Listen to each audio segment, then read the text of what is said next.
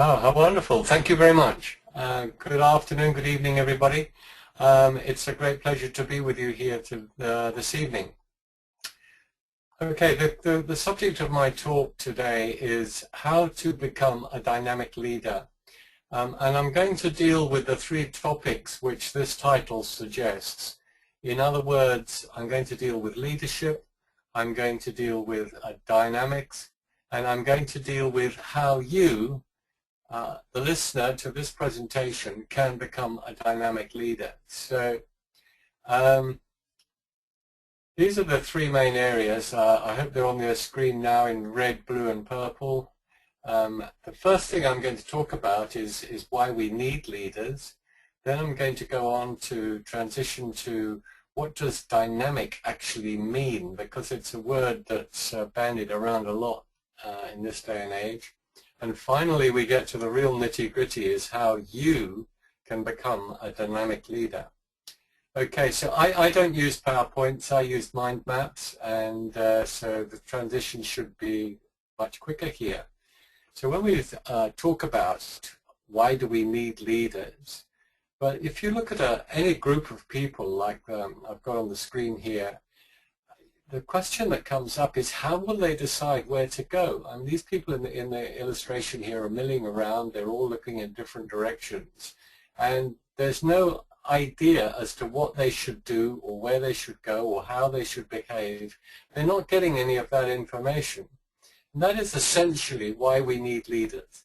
Somebody has to make the decision as to where we will go, how we will behave, and what it will be like, what's in it for us. Let's move on and ask ourselves the question then, what makes a leader? What makes a good leader? Somebody like Nelson Mandela, and what was it that he had that was so outstanding? When you analyze the man, you come up with words like, he did something quite extraordinary, Nelson Mandela.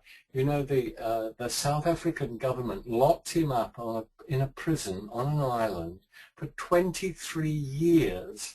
And he went out every single morning and he had a hammer and a chisel, and he used the hammer and chisel to break rocks. And that's all he did all day. And the net result of this was that the splinters of stone from the rocks got in his eyes, and they were permanently embedded there, and he had great difficulty with his vision. But after 23 years being locked up in this prison, what did he do when they released him? He didn't come out and say, "Way, yeah, I've won." No, he didn't. He came out and he said, "I forgive." I think that the strength of character to be able to do that is quite extraordinary. I mean, I would have wanted to kill the people who'd done that to me, but not him, because he knew that the future of South Africa depended upon unity between the black population and the white population, and he knew that the only route to getting unity was forgiveness. And he set himself up as the example of doing that. And this was one of his great qualities. He had the humility to suppress his own feelings of desire for revenge and actually do what needed to be done. I think that's a great quality of a leader, that they will do what needs to be done. But also, when you study this man, you find other characteristics, like he was a fantastic orator. He was a real thinker. He was a hard worker. I mean, you read his book, it's not a short book, it's a long book. And these are the qualities that were making him a fantastic leader. But I ask you also, when you look at the picture of this man, to look at his face, look at that smile. Is that not warm? Would you not want to know this man? Would you not want to get close to this man? Would you not want to be part of his social circle? And this also is very much part of what makes him, or made him, a great leader. That he had this ability to connect to people. Let's look at somebody who's somewhat different now. And let's look at Lee Kuan Yew here, who's Prime Minister of Malaysia, or sorry, Prime Minister of Singapore. I apologize, Mr. Yew. And he was Prime Minister for years and years and years. I don't know how long, but it was something like 30 years. And in that time, Singapore underwent massive change. It moved from being a relatively poor country to a real first world economy with fantastic industry, with great financial services. The prosperity of the population improved tremendously. So what made him a great leader? I mean, he was the guy who did not brook too much dissent. You know, once he had decided what needed to be done, what was in the best interest of Singaporeans, he just went ahead and did it and made sure that it happened. This also is a quality of a great leader, that the leader will make sure that things happen. So here you've got a man who, in a completely different way from Mandela, made things happen. The point I'm trying to make for you here is that there is not just one way of being a leader. What actually makes leaders is that they are people who understand people. And one of the things they understand is they understand themselves. They understand that they are unique. Now, both of these leaders who I've used in my illustration here are people very different, but with very strong and very observably different personalities. And so anybody can become a leader. But the important point here is that you need to work on the things that are unique to you. Don't try and make yourself like somebody else. You know, you look at somebody and think, oh, they're a great leader. You know, I'd like to be like them. What you need to be able to do is to develop the abilities that they have, but still maintain your own personality and use your own strengths. And you will do leadership and you will lead in your own unique way. So don't let anybody tell you how you should lead. They may tell you some of the things that you should do, but don't let them tell you that you should make yourself a certain way, because you already are the way that you need to be. And you need to massage that and grow that and amplify that so that you come out, because you'll be your best leader when you are the way you are. And this is why I do not believe that there is a prescribed way to be a great leader. You're going to do it your way. I mean, I've studied hundreds of leaders. I've studied John F. Kennedy, Winston Churchill. I've studied Bill Gates and Steve Jobs and all these kind of guys. And they're all different. But what makes them so outstanding is that they are themselves. So I hope that this encourages you. I hope that you realize from hearing this and from understanding this that actually you can do it and you will do it your way.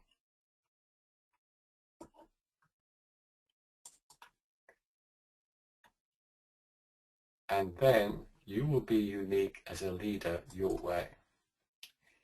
So what is it that you have to do to make yourself into a leader? And the point I'd like to emphasize here is that it will be about your ability to use your strengths. Find out what you're good at and work on that. A big part of being a leader is the ability to build teams. And the best teams consist of people who have different strengths, so that each person is contributing their strengths. So the totality of the team is a strong team. Now, if you're unsure about your strengths and what you're good at, there are two things that you can do here. The first is that you can go online and you can Google Strengths Finder. That's STRENGTHS This is a test that was put together by the Gallup organization in the United States, and you can do a test online. It costs about $9, I think, and at the end of it they will give you a report on your strengths. So 40 minutes, $9, and you'll come out with some strengths and what they mean and how you can use them to make yourself into an exceptional leader. The other thing you can do is free. You can simply ask yourself this question: what do I enjoy doing? You see, the thing is this, that we become good at things when we enjoy them. Like if you watch children, some children enjoy sport, some children enjoy reading, some children enjoy playing internet games, some children enjoy cooking with their mum, some kids enjoy going out with their dad, some kids are adventurous, some kids are less adventurous, etc., etc., etc.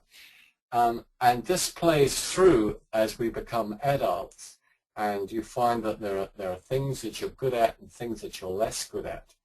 But it's the things that you're good at, the things you enjoy, become the things that you become good at. Because when you enjoy something, you do it more.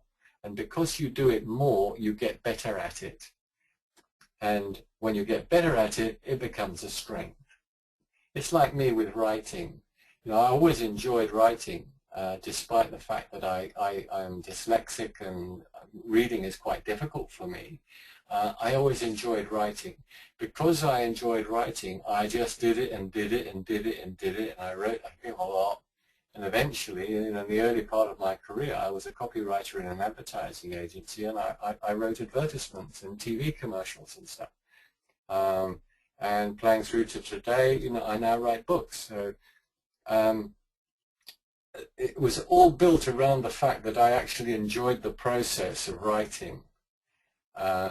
Somebody who came to a workshop this last week was somebody who, she really enjoyed talking to people, and she enjoyed the process of helping people. She now runs a customer service division for a big company in Canada, and she's in charge of customer services for the whole company. And you know, she was a joy to be with her. She was such fun to have in the workshop. And one of the other guys in the workshop is a chap who really enjoys process. He likes making things work, and he's in charge of process with the company where he works. And he works out how to do things, how to get things done for the company. And he's a great leader. He runs a team of about 15 people, and he's using his strengths there. But he's got people in his team who can do the IT things. He's got people who can look after security and on all the other issues that come up in his area. So the other thing that your leadership style is going to depend upon is your personality. And what you'll find is that if you ask a friend or somebody who knows you well, how would you describe me? They're going to tell you a lot about your personality. They're going to say, well, you know, you're very likable, or they're going to say you talk a lot, or you're very energetic, or whatever it is about you. You know, you're very industrious, you get on well with people, etc. They're going to tell you these things, and these are the things that you should use as part of your leadership style and the way that you lead other people. It's also going to depend on your strength, and we've talked about strengths. Okay, so that's really a sort of brief scenario of why we need leaders and what leadership is all about. And what I would encourage you here, I'd encourage you always to, if you want to become a leader, do it your way. Okay, so let's now talk a little bit about what does dynamic mean. Okay, so the first thing is that it means energetic. It means that you've got a lot of energy about the way that you do things. Would you ask yourself this question? Would you follow somebody who was lazy? Okay. Would you follow somebody who was always late for work? Would you follow somebody who just didn't create any kind of get up and go around what they were doing? And the answer to these questions is no, you wouldn't. You know, what you want is energy. So how does energy come into the workplace? One of the best ways to understand this is to think about negativity in the workplace. In other words, if a rumor starts in a workplace, the rumor starts saying, oh, we're going to be taken over and a lot of people are going to be made redundant. When this kind of rumor starts to move around an organization, what happens is that the energy in the organization just goes down. And people spend their time talking about, oh God, I hope it's not me who gets made redundant, and I don't want us to be taken over, I like things the way we are, etc., etc. And energy levels just sink. Conversely, if a rumor was to start going around the organization that you were going to take over another company and that there was going to be a bonus for everybody, because quite often when one company takes over another company, what happens is that they pay retention bonuses to make sure that nobody leaves. So that could happen in this organization. And when that kind of rumor starts going around, the energy level goes up. But here's the point. It's not the rumor that's creating the energy. So what is creating the energy?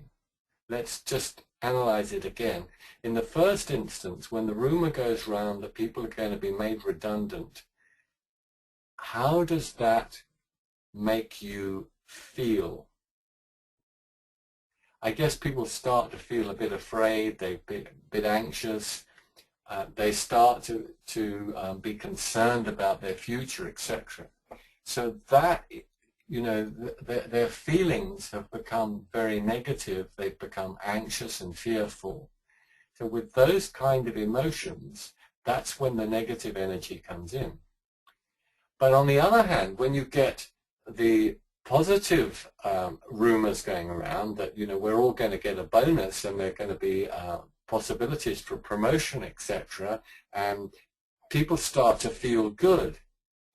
And when they feel good, the energy in the organization goes up.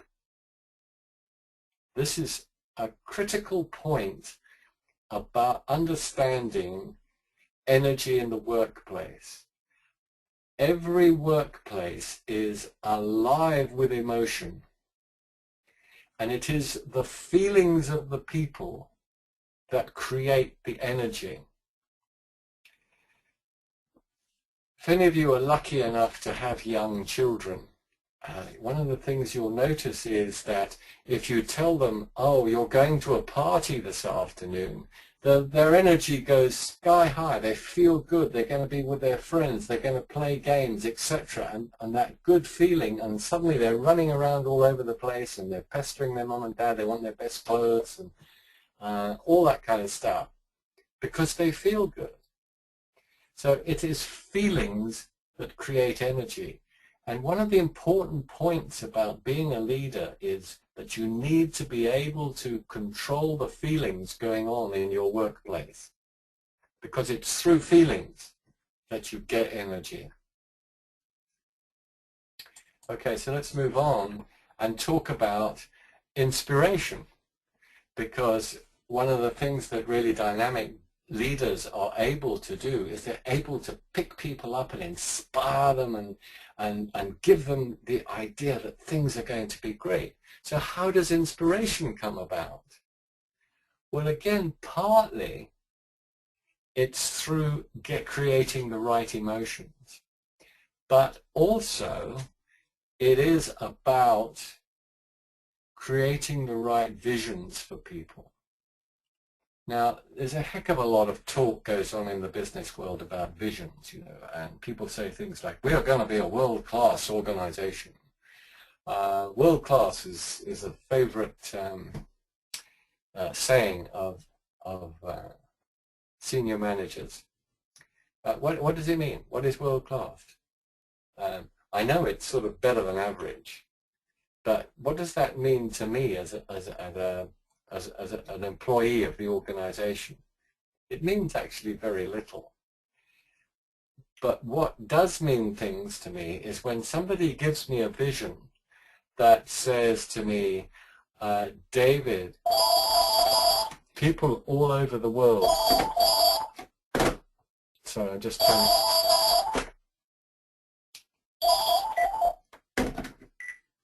get rid of the telephone call.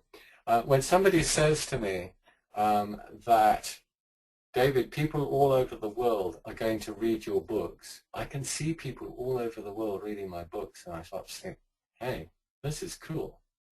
This is what I want. So inspiration is about visions in which people can see people doing things.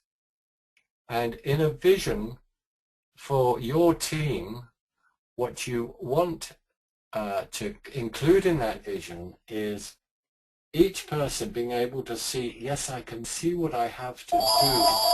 I can see what I have to do in order for in order for this team to achieve its objectives. And that's the important point about a vision, is that each person in the team can see their own role, they can see their activity, so that they know what they have to do in order to make the vision for the team become a reality.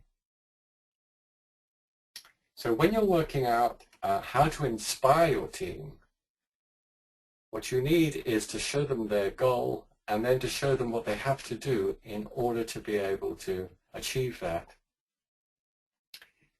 In my latest book, I tell a story about a leader who's just taken over a company that's in a rather poor state and morale is very low. And he calls his team together and he says, the way I see it is that when we come in the morning, we will each see everybody else smiling. We will see people in the team helping their colleagues, sitting beside them, helping them to do their work. We will see people moving very energetically. We will see people talking to customers on the telephone with a big smile on their face. And if you project that forward, you'll see the customer smiling as well. So these are the kind of statements that you can include in a vision so that people can actually see it. They can see everybody else in the room smiling. They can see that people help each other. And once they start doing this, then the team is starting to pull together. And that's how you get really strong teams. So a leader is visionary. You know, if you look at the little illustration I just put up here, you've got this little place of light in the middle of darkness, and that's what visions do. They create lightness. They create something that people can understand, people can relate to, and then they can say, okay, I can see how this works. I can see what my role is. I can see what I have to do. And then they get on and do it. And that's when you start to get dynamism, when you get energy, when you get inspired people, and that all comes from good vision. Okay. I guess now we get on to the bit that really you turned up for, which is about how you become a dynamic leader. I mean, this is about what you have to do to make yourself a leader who is quite outstanding. So the first thing is you have to tap into your desire and into your team's desire. Now, you may remember when I was talking earlier, I said, that energy comes from emotion. So your energy to be a leader will come from the level of desire that you have to lead. If you don't really, really, really passionately want to lead, then you're always going to be a leader with slightly less energy. And, when we talk about people being confident, the reason they're confident is that they really want it, and they want it so badly that they overcome their own fears. All of us have within inside of us two voices. One voice is saying, yeah, do it, and that looks great, oh, what a good idea, let's get on with it. And another voice is saying, hang on a minute, I'm a bit worried about, what will happen if. And that second voice holds you back. That's the voice that makes you unconfident, less confident. It's the voice that lessens your ability to get on with things. Oh dear, who is this? Get off. Hello, goodbye. So, don't listen to the second voice. The way for you to become dynamic is to become more tuned into the voice that's saying, yeah, let's do this, let's get on with it, come on, let's go. And the feeling that will get you there is when you allow your desire for achieving what you want to take over and rule you.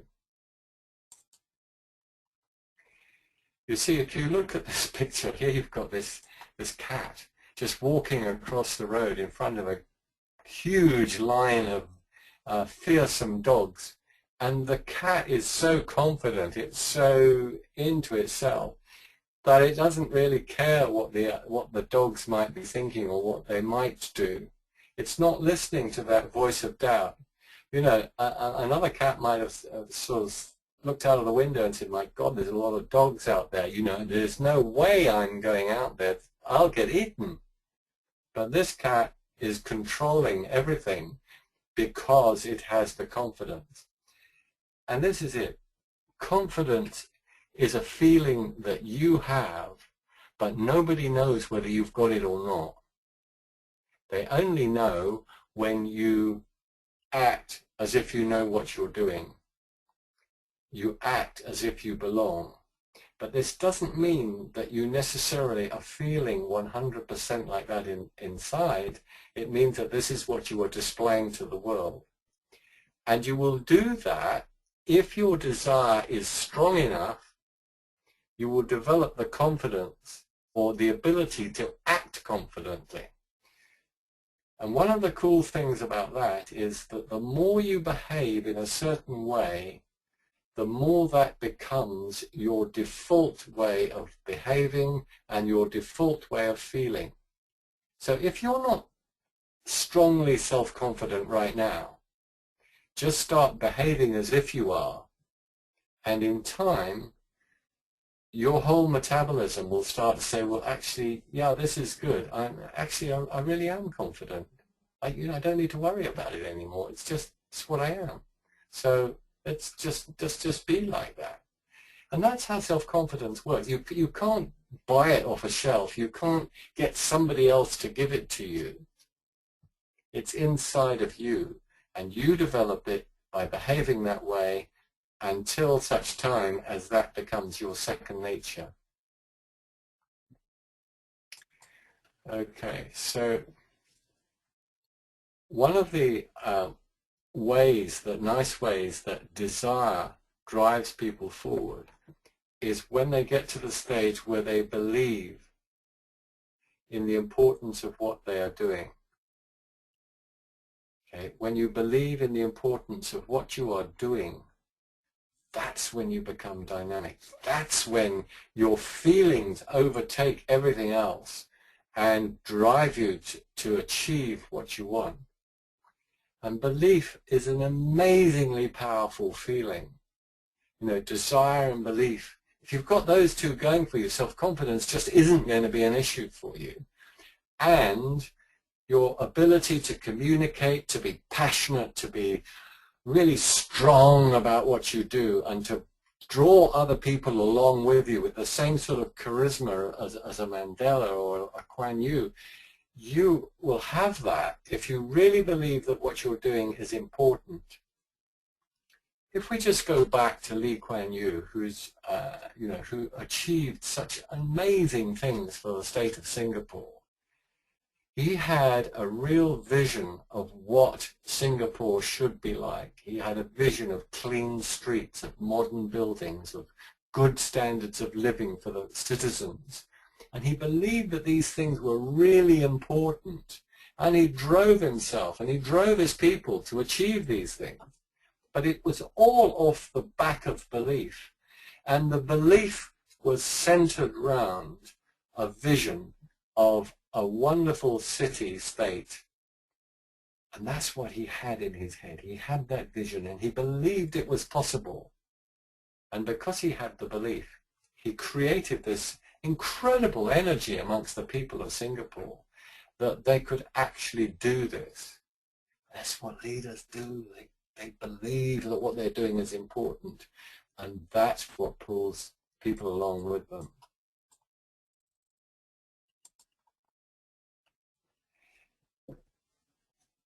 I've talked quite a lot in this brief presentation about feelings.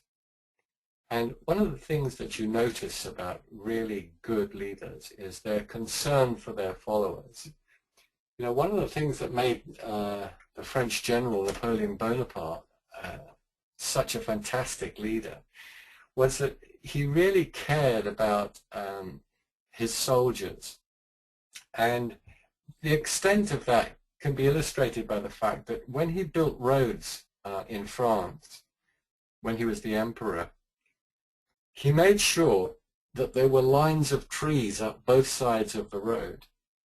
And the reason for that was that the only way in the 1700s and 1800s that he could move soldiers around was if the soldiers marched, if they went by foot. And by having trees either side of the road, he made sure that they were always marching in the shade, that they didn't get exposed to the sun any more than they had to. This was just one of the many things that he did to, because he was concerned about his followers. I want to just pause a minute and focus on this word followers, because one of the things about being a good leader is you have to be a good follower. You have to understand what it's like to follow somebody else. I expect all of you have at some stage had the experience that I had in the early part of my career in a multinational organization of being managed by a leader who was just appalling. I mean, he wasn't even that good. He was just terrible. And trying to follow this chap was just,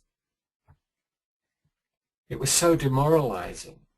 And it was demoralizing to think that somebody who was as bad as he was could get into such a position.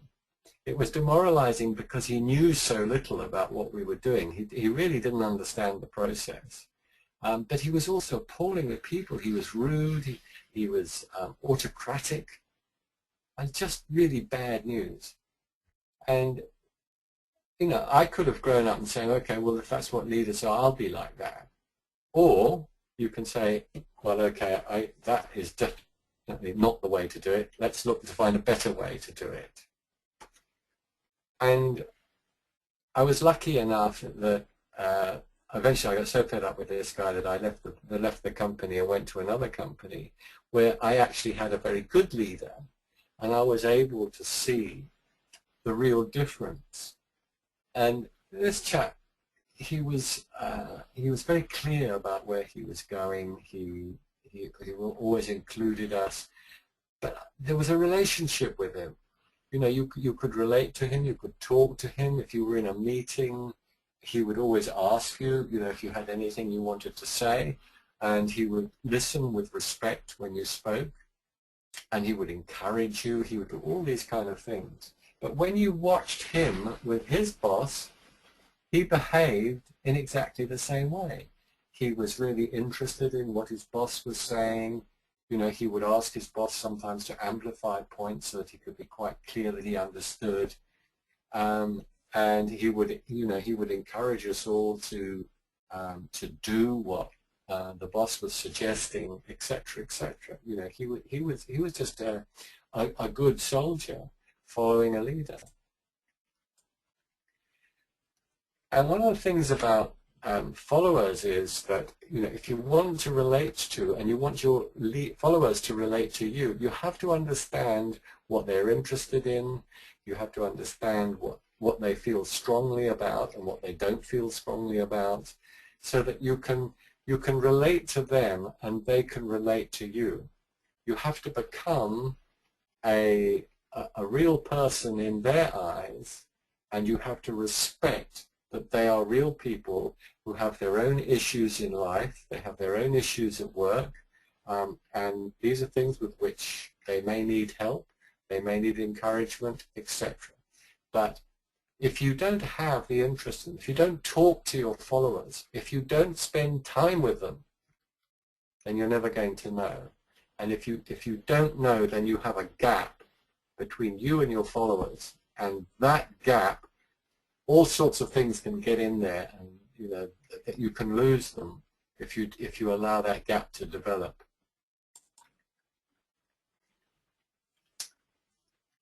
Dynamic leaders create exciting goals.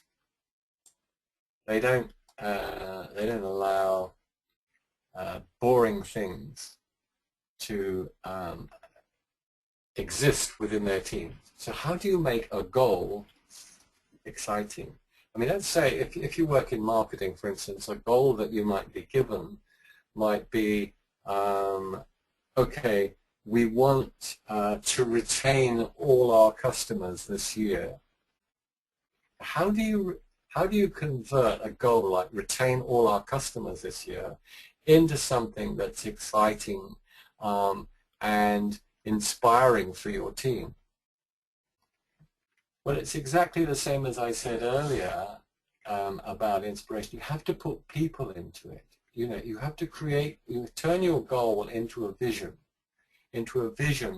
that includes people. So if your goal is to retain all your customers, then what you do is that you have a vision of all your customers looking happy, looking smiling, looking satisfied, and this is the aim of every contact that you have with your customers, whether it be an advertisement or whether it be a telephone call or whatever. The customer is always smiling. That's the kind of goal. Now, once you've set a goal, then you must have a clear, concise strategy as to how you're going to achieve it. Very often, if goals are woolly, it's almost impossible to create a strategy that will allow you to achieve that goal. Because if the goal isn't absolutely clear, then the strategy is going to be weak. So if your goal is to retain 100% of your customers, then your strategy must be to make sure that every single contact that you have with a customer is designed to ensure that that customer is happy, and that every contact ends with feedback that tells you whether that customer is happy or not. because feedback is the only way that you will ever know whether you are achieving your goal. And it's also a very good way to find out if you're doing anything that's likely to detract from your ability to achieve that goal.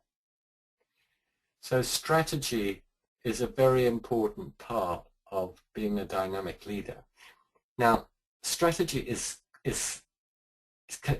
people get very complex about strategies. They make strategies difficult, but strategies do not have to be difficult. The point about a strategy is all it is a plan as to how you are going to achieve your goal. So if you want to write a good strategy, just get out a sheet of paper, write your goal at the top, and underneath write the word by, B-Y. This is how we are going to achieve it, by doing this, by 3 o'clock, by using this resources, by spending this much money, by. If you just keep writing down by, you will produce a strategy which will enable you to achieve your goal.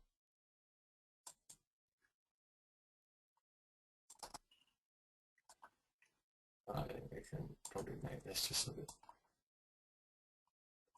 Okay, so to be a great leader, you need to communicate clearly. You need to communicate clearly, concisely, so that people can understand what it is that you're saying. And at the same time as communicating clearly, you also need to communicate with passion. I love the stories about Martin Luther King. I love the story that, you know, without any advertising, without any flyers, without any TV appearances, when he gave his famous speech in Washington, I Have a Dream, when he gave that speech, 250,000 people turned up to listen. And they did that purely because of the passion that the man was able to communicate through all the speeches that he gave. And they just wanted more. They wanted to associate with that feeling. They wanted to associate with the idea of human rights and liberation of oppressed people. And he had the ability to put passion into what he said. And again, do you see how often this question of feelings comes up in leadership?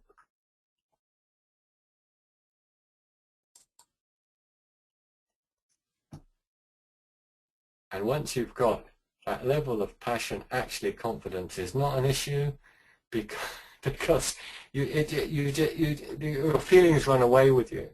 So you don't have to think about, am I nervous here? Am I concerned about what people will think about me? None of that occurs to you, because you're carried along by your own feelings and by your own desire to get your message across. Communicating with confidence is simply about saying what's on your mind. And finally, I would say to you that leaders are readers. I think I've learned just about everything I know about leadership by reading books and thinking as I go through the book about what it is that the book is saying, and how I can use this in my own work. And I've been to seminars, and I keep learning and trying to improve myself and the way that I do things. So if you'd like to know more about what we do, we run leadership courses, 2-day courses. They're on our website at Leaders Academy International. You can also buy my book on Amazon. What I'd say to you is that this book is different from most books on leadership in one important way, and that is that it's written as a novel. So it's a story about somebody becoming a leader, but it's set in a particular environment, and it's what I'm told by the people who've read it is that it's easy to read. And one of my aims in writing it was to make it easy to read, because if you could see me in my office here, you'd see behind me a bookshelf, and it's stacked with books on many of which are on leadership, and many of which are extremely difficult to read.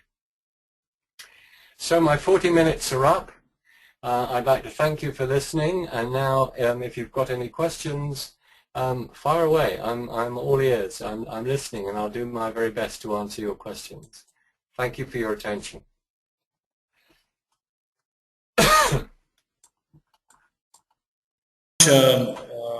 For sharing a very intriguing presentation.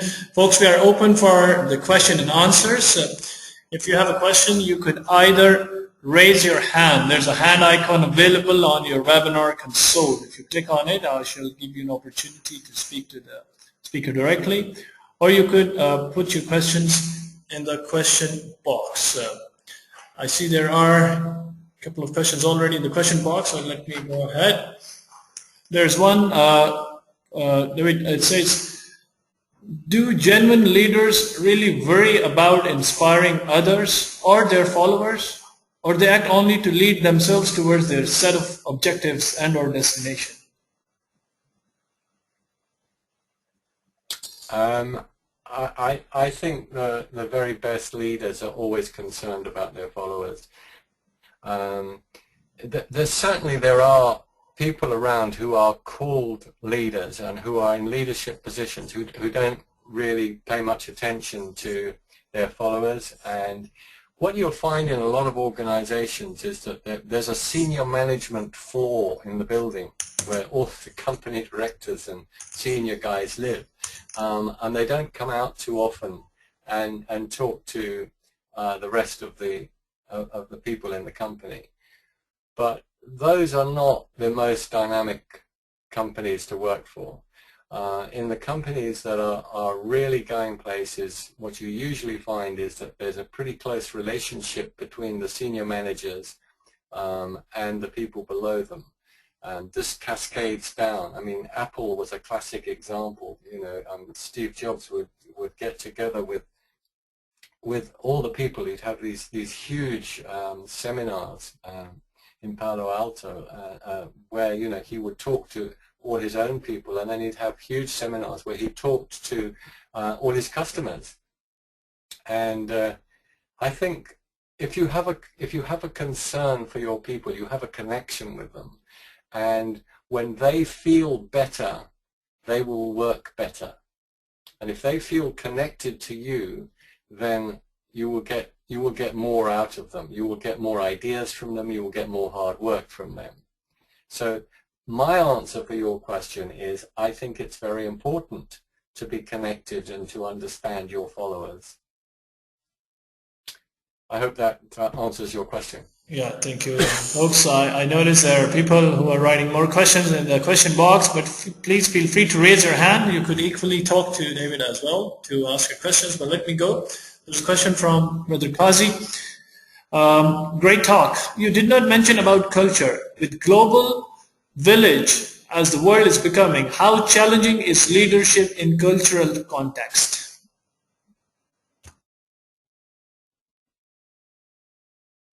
Sorry, I haven't quite understood the question. How challenging is what in the leadership context?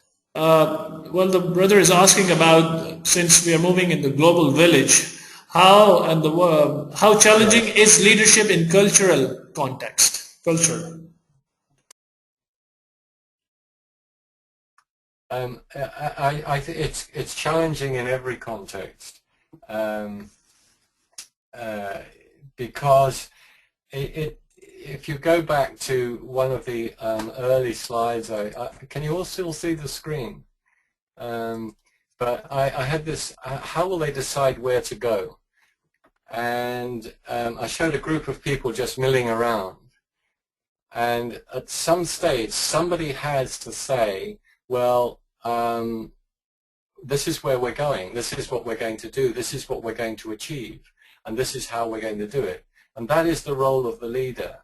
And I think that applies in every environment. It implies in sport, it applies in politics, it applies in business, you know, things get going when a dynamic leader takes it on. Even revolutions need leaders. You know, Che Guevara is still an iconic figure for people who are dissenters, and yet he's been dead for what? How long? 20, 30 years? I don't know exactly, but you know, he's still there because he's a leadership icon for that type of person. You know, years after he was assassinated, President Kennedy is still an icon for people who want those kind of inspiring dreams, like we will put a man on the moon and bring him safely back to Earth within 10 years. It was this kind of inspiration can only come from somebody who's got the desire, somebody who's got the dream, somebody who's able to create the vision that will get everybody united and moving in one direction. So I think whatever you're doing, it will work better, and you will achieve more when you've got a leader, and when you've got a really passionate leader, a leader who really cares about what's going on. We have another one. Say a brief word about. Sure. Yeah, carry on, then. Okay. One short one from Carry on, Ali. Arian Ruiz. The question is, what do you suggest to do when, as a leader, a person realizes that she has made a mistake in the way to give a negative feedback?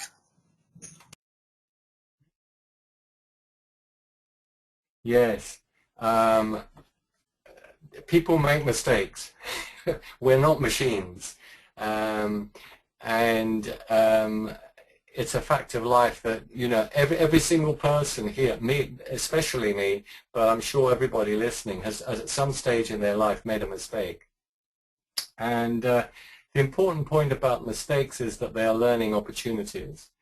And when somebody in your team makes a mistake, it's a great opportunity to sit with them and to analyze the mistake and how it happened, and to work out with them what they've got to do, how they can behave differently so they don't make that mistake again in the future. It's actually a very good opportunity to connect to that person. When I go back and I talked to you earlier about this really bad leader that I had in my very first job in industry. And this guy, if anybody made a mistake, he would pounce on them and he would make them feel awful and blame them and do everything he could to get them out of his team and to get them out of the company. And the result of all this was that everybody hated him. Nobody trusted him. And when you don't have trust in your leader, then the whole relationship is incredibly fragile. So if somebody makes a mistake in your team, treat it as an opportunity. Okay, you don't want that mistake to happen again, that's for sure.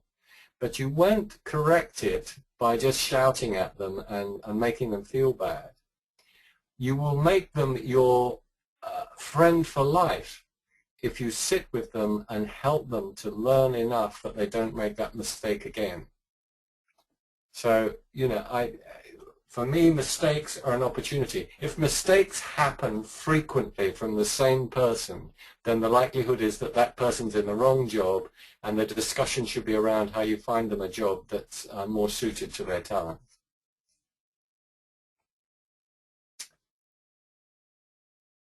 Yeah. There's another Sorry one. about that. And next question. Yes, sir. The question is, when we say leadership styles, could you explain what are the most commonly accepted or standard norms or styles that we know of other than dynamic leaders? Oh, style. Well, the important point here is that you develop your own style based on who you are and what you are. That is important. Don't try and completely copy somebody else because you think, wow, you know, they do it really well, so I would like to be like them. Try and understand the things that they do, but do them in your own way. So, you know, you might get you get some leaders who are very paternal. They're always sort of behaving like a father to their team, but they overdo it, and they're too forgiving. If somebody makes a mistake, you know, they just say, well, that's okay, don't worry, I'll get somebody else to deal with it for you. You know, no, that's not the way. People don't learn like that. You know, if somebody's made a mistake, then, you know, let's sort it out, let's find out what went wrong, and let's decide what training you need in order to be able to not make that mistake again. But those sort of paternalistic leaders are quite common. Probably the most common sort of leader that we have in Western society, and certainly I spent the whole of January in India, and I ran a lot of workshops while I was there, and I gave a lot of talks, met a lot of people, but I think they have a similar style of leadership that's common in India, that's very common in the West, and it's what I call bully and blame. So the leaders are looking for opportunities to impose themselves, to impose their authority by picking on people when they make mistakes and making the people feel bad by blaming, oh, God, you're so stupid, why did you do that? You know, I can't believe that anybody would do something as silly as that. And, you know, what are you going to do to put it right? You know, you better get on with it and bring it back to me tomorrow. You know, I want to see it absolutely perfect on my desk at 9 o'clock tomorrow morning. This kind of stuff. It's just making people feel bad. And when people feel bad, they're not operating at the top level. So bully and blame is very common. Paternalistic is reasonably common.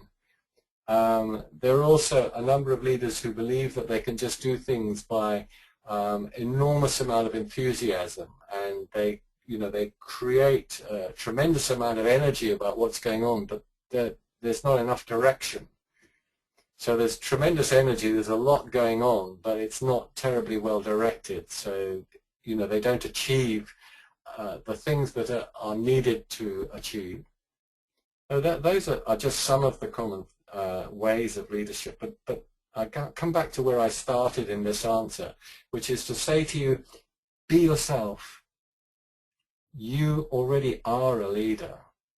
You know, when I do workshops, I spend 2 days working with people, and a tremendous amount of what we do is about understanding yourself and understanding your own strengths and understanding how to communicate with people and how to build passion and desire within people. And when you get these things going in a team, my gosh, the results you get are fantastic. But it's all about creating the emotional environment in which people really want to succeed. Yeah, that's my answer there. And next question. Okay, we have one last question from Brother Ali Al-Najjar. The question is, there's a difference between a manager and a leader, and that leads to a very important challenge, which is specifically, as a leader, how to motivate people to do their tasks, specifically in a volunteering work environment? Okay, good question. I have a very clear concept of the difference between a manager and a leader. Okay, a manager is about process. In other words, a manager creates the processes, how you get from A to B so that you achieve what you want to do. And the manager is making sure that that's all lined out, there's a good timeline, that's how you're going to do it, and the reporting stages along that timeline, and exactly what everybody's got to do. A leader is the person who creates the energy to get things done. And this energy, as I said in my presentation, it comes from feelings. Now, in a voluntary environment, I'm not sure exactly what sort of voluntary environment you're talking about here, but most voluntary environments are about helping people. And the people who are attracted to give their time to those kind of organizations are people who care about the people being helped by the organization. And that is the point to focus on, to motivate those people. That what you do is you show them the difference that their efforts with the voluntary organization are making for the people who are being helped. So you keep showing them the people being helped and how they are benefiting from the work. And you say, my gosh, do you realize that what you're doing has helped this person to improve their life, to give them a better life? And that's what it's all about. Voluntary organizations do fantastic work. I worked for many years over here for an organization called the Prince's Trust, which helps young people to get a start in life. And everybody working for the Prince's Trust, like me, we were all volunteers. And we were all inspired by seeing the young people we were helping start to get a really good start in life. And a lot of them were setting up their own businesses, and some of them started setting up their own business and then decided that they would actually join another organization and work from there. But just seeing them grow and develop and really start to make something of their life, that was rewarding. So the answer to your question is to focus on the people being helped and show the people doing the helping how much of a difference they are making for the people being helped, and get them to feel really good about the good that they are doing. I hope I've answered your question. Well, thank you very much, David. That really brings us towards the end of the webinar.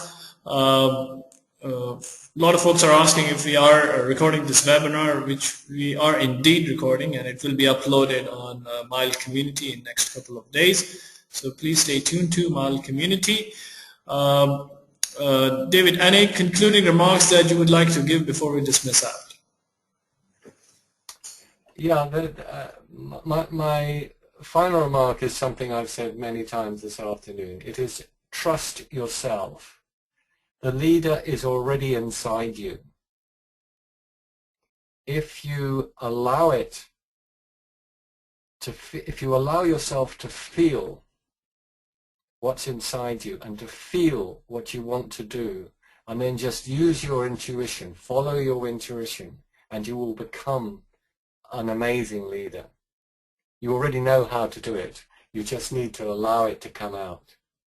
Thank you very much. I really want to thank you on behalf of Mile for giving us this time, a valuable time, and sharing an excellent presentation.